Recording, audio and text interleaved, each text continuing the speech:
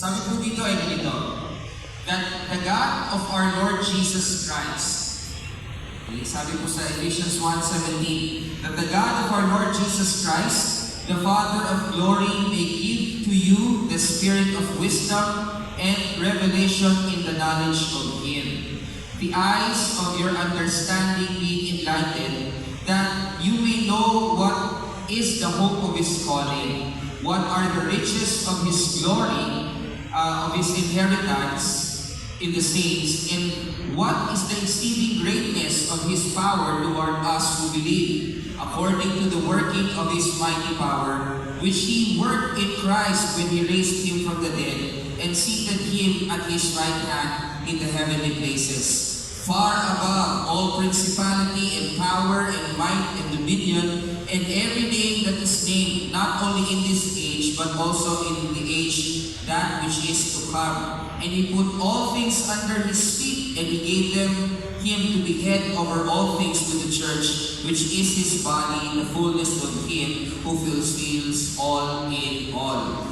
At tayo po ay manalangin. Panginoon, kami po ay nagagalak sa inyong pagkakataon na binuksan sa amin upang kami muli magtipon, makinig, O Diyos, sumamba, magpuri, at mapatatag, Panginoon, sa aming pananampalataya habang mong inaalala namin ang mga ginawa ninyo at ang inyong mga sinabi, O Diyos, sa inyong salita. Patuloy niyo pong gabayan ang puso, damdamin ng bawat isa dahil ang mga panahon, Panginoon, na aming pong kinalalayan ay tunay nga po nagdudulot ng pagkabagabag, pagkatakot, at uncertainty sa aming pong mga buhay.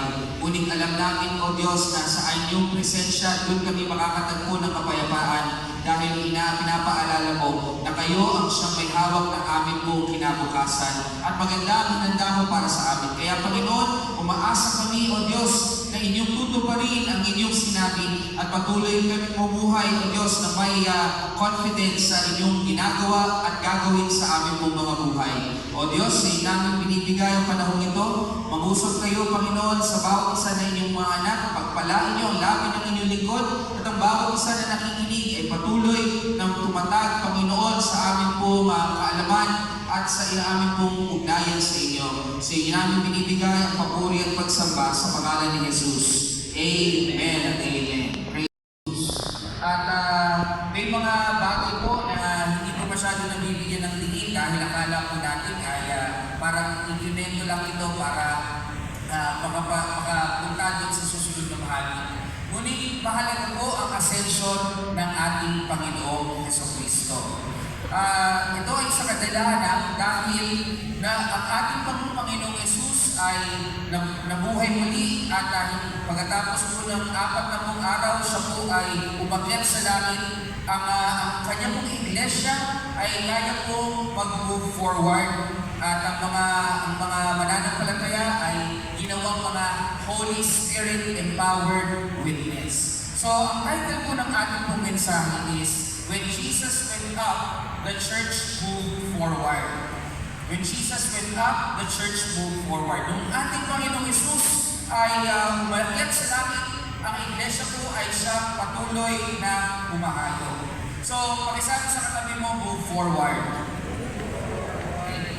So, pag pumunta po kayo dito, mag-move forward po kayo kapag walang nakaupo sa harapan. Okay? So, move forward. Ang ibig sabihin po nito ay hindi po tayo dapat pumipigil. Tayo po ay dapat nagpapatuloy. So, bakit po natin gagawin yan? Dahil hindi pa tapos ang Diyos. Hindi pa tapos ang Diyos sa buhay mo. Hindi pa tapos ang Diyos sa kanyang ginagawa dito sa mundo ito. Alam niyo, meron po mga bahagi ng ating buhay na akala po natin ended na. Kaya akala mo tapos na, sarado na yung pintuan, yun na yung huling chapter. Pero pagkatapos ng ilang pag-isip ay ma-realize mo na hindi pa pala ending. Transition lang pala yun. Akala mo, nireject ka na, pero yun pala ay nire-redirect ka ng Panginoon. Akala mo ay delay, pero yun pala ay preparation, paghahanda. Akala mo ito ay pagkawala o kawalan, pero may mga bagay na pinuprune ang Diyos sa ating buhay. Akala mo goodbye, pero ito pala ay pagpapala o pagsasend sa iyo ng Panginoon. May mga season na akala mo, Lord, bakit parang wala ka sa mga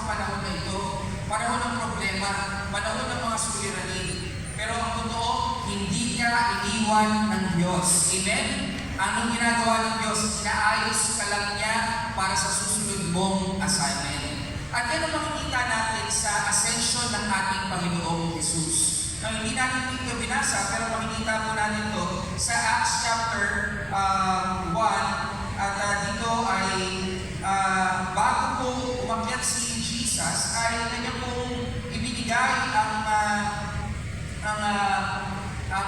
Great Commission at ang paalala na sila po ay mag-ipon muna bago sila pumayo. Sabi dito sa verse 4 ng Acts chapter 1, "And being assembled together with them, He commanded them not to depart from Jerusalem, but wait for the promise of the Father, which," He said, "you have heard from me. For John truly baptized with water, but you shall be baptized in the Holy Spirit not many days from now." Therefore, when they had come together, they asked him, "Lord, will you at this time restore the kingdom to Israel?" He said, "It is not for you to know the times of the season which the Father has put in His own authority, but you shall receive the Holy Spirit that has come. And when the Holy Spirit has come upon you, you shall be witnesses to me in Jerusalem, Judea, and Samaria, and to the end of the earth." Now, habang sinasabi ni Jesus ito, sabi niya sa verse 9, "Now when He had spoken these things, while they watched," habang sila'y nakatingin, "He was taken up, and the cloud received Him out of their sight. And while they looked steadfastly toward heaven, He went up. Behold, two men stood by them in white apparel, who also said, 'Men of Galilee, why do you stand gazing up into heaven? This same Jesus who was taken up from you into heaven will so come in like manner as you saw Him go into heaven.'" So imagine niyo po itong mga disciples. Sila po ay nakasama ng ating Panginoong Hesus sa napaka-raming mga bagay sa loob po ng 3 taon. So sila ay sumusunod kay Kristo, nakita nila yung mga wala, nakita niya na nagpagaling siya ng mga may sakit, nagbubuhay siya ng mga patay, marami silang napakain, nagpatila siya ng napakalaking mga bagyo, at nakita nila sa kabila ng ito, siya po ay inaresto, siya po ay pinako, siya po ay pinahirapan, inilibing, siya ay namatay at inilibing. But praise God, siya ay nabuhay muli. Amen? Palakpakan po natin ng Panginoon. Hallelujah! So, hindi po nakatili doon sa hukay ang ating Panginoong Jesucristo. At pagkatapos noon, nabuhay siya muli sa loob po ng 40 days. Pagkasabi nga po, 40 days. Siguro dito nang galing yung na nagpapa-40 days kapag may namatay, di ba? Hindi ko alam kung natawag sa Tagalog doon, pero may 40 days na prayer para sa pamilya. Okay, para doon sa kaluluwa ng namatay. Para siguro matiyak na puto na sa nagdami. Pero hindi po tayo naniniwala doon sa kaisipang yun. Naniniwala tayo na kapag ang isang mananampalataya ay namamatay, siya ay hindi po nananatili sa mundo ng 40 araw, siya ay pumupunta sa piling ng ating Ama sa langit. Amen? Hallelujah! So, pagkatapos po ng 40 araw ng kanyang pagtuturo, sa loob ng 40 araw, siya po ay nagturo sa kanila tungkol sa kaharian ng Diyos. At nung mga pagkatapos ng panahon yun, isang araw sila po ay nag-ipon, habang nakatingin sila, si Jesus ay nagsasalita, parang teka, parang may nagbabago sa position na, parang umaangat yung paningin natin. So nakita nila na Jesus was taken up, He ascended. Siguro kung tayo ay nandun, baka pareho yung reaction natin. Habang umangat si Jesus, nasabi siguro nila, teka, saan pupunta si Jesus? Parang aalis na siya. Diba? Pero Lord, teka lang. Di ba, meron lang akong pinapagawa sa amin. Bakit parang aalis ka na? Paano kami? Sino magmuna sa gawain? Sino ang magpapatuloy ng misyon? Paano na ang iglesia? Alam niyo ba, yan yung marami na iniisip. May iisip natin, iniisip ng mga mananampalataya. But church, hindi yung pag-angat ni Jesus, yung ascension ng ating Panginoong Hesus ay hindi po goodbye, bahala na kayo. Hindi po tayo pinapabayaan ng Diyos. Amen? Yung ascension ng ating Panginoong Hesus, ang sinasabi niya, I have finished the work, I am seated as King. I will send the Holy Spirit. Now, church, move forward. Kaya ang ascension ng ating Panginoong Yesus ay hindi po abandonment. Ito po ay pagganap ng Panginoon ng pagkakataon na tayo po ay maganap natin yung ating pong assignment. Hindi po siya absent. Hindi po siya absence. Ito po ay authority. Hindi po siya empty, kundi ito po ay empowerment. Hindi po ito goodbye, kundi go. Sabi mo sa sarili mo, go. Okay? So hindi po goodbye, kundi go. Kaya yan po ang ating title. When Jesus went up, the church moved forward. Because when Jesus went up, the disciples could not stay stuck. Kung si Jesus po ay umakyat sa langit, the church could not remain silent. When Jesus went up, the mission had to move forward. Mula po sa Jerusalem, hanggang sa Judea, patungo sa Samaria, hanggang sa iba't ibang mga sulok ng ating pong mundo. At sa panahon po natin ay ipapatuloy po ang mission nito. So the only question is not, do we believe that Jesus ascended? But the question is, are we moving forward because He ascended? Tayo ba ay nagpapatuloy dahil ang ating Panginoong Yesus ay umakyat na sa langit? So, napakalaga po ng ating pong binasa. Kaya sabi niya Apostle Paul, kung paano, kung nais ko na maunawaan niyo kung gaano kadakila ang ating Panginoong Jesucristo. Na katulad yung sabi sa verse na si Kristo ay itinago ng mga ulang mula sa kanilang paningin. Ang prayer ni Apostle Paul dito, sana mabuksan ang inyong mga mata at isipan at makita mo kung gaano kadakila at kaganda at kahanga-hanga ang ating Panginoong Jesucristo. So yan po ang ating pong titignan. Because Jesus ascended as the risen and reigning King, the church must move forward in witness, discipleship, courage, and hope. So tingnan po natin ang apat na bagay. Mabilis lamang po at ano po ang naitulot ng ascension ng ating Panginoong Jesus. Okay? Una, the ascension gives us a finished message.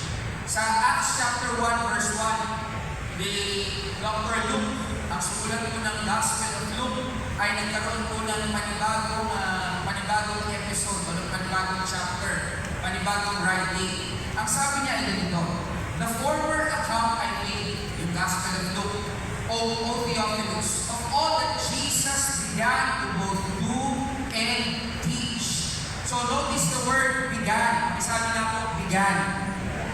So ibig sabihin, di ba, began is simula. Sabi ni Dr. Luke, my first book was all about Jesus began to do and teach. Tungkol doon mga sinimula ni Jesus na ituro, gawin at ituro.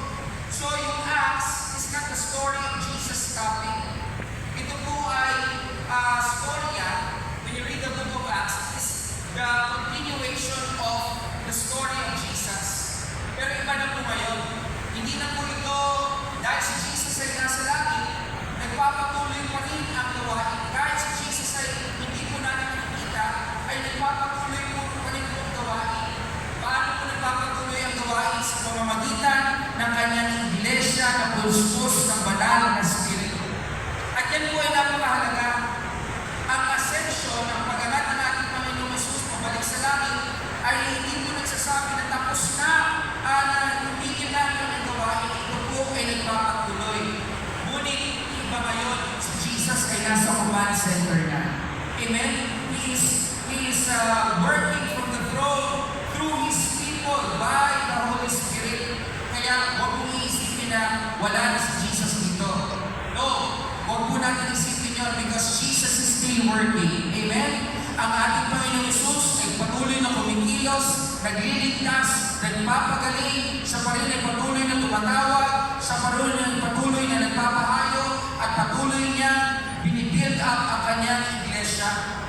Dahil bago siya umakyat sa langit, ang sabi po ng Acts chapter 1 ay inihandog niya ang kanyang sarili at pinipresent niya ang kanyang sarili sa mga tao. Maraming nakakita sa kanya. Sa loob po ng 40 days na iyon ay nagpakita siya sa kanyang po mga alagad. Hindi po imagination, hindi po sila nag-aasalusini, hindi po isang religious emotion lamang, hindi po fake news. Jesus was alive and Jesus is alive. Amen? Palakpakan po natin ang Panginoon. Siya po ay buhay. Kumain siya kasama nila, nakipag-usap siya sa kanila, at sa panahon yun, nagturo siya sa kanila, at pinakita niya, pinatunayan niya na ang kamatayan ay walang kapangyarihan. Pinalo na niya ang kapangyarihan ng kamatayan dahil merong bagong buhay at buhay na walang hanggan. Bakit? Dahil ang mission ng church ay nakasalalay dito sa finished message dito. Tayo po ay hindi lang po nagpipreach ng isang theory o isang motivational speech. We do not preach na kaya mo lang yan, hindi po kaya mo yan lang messages sa ating pong binibigay. Hindi po ito self-improvement. What do we preach? We preach Christ. Ating pong pinapahayag si Kristo.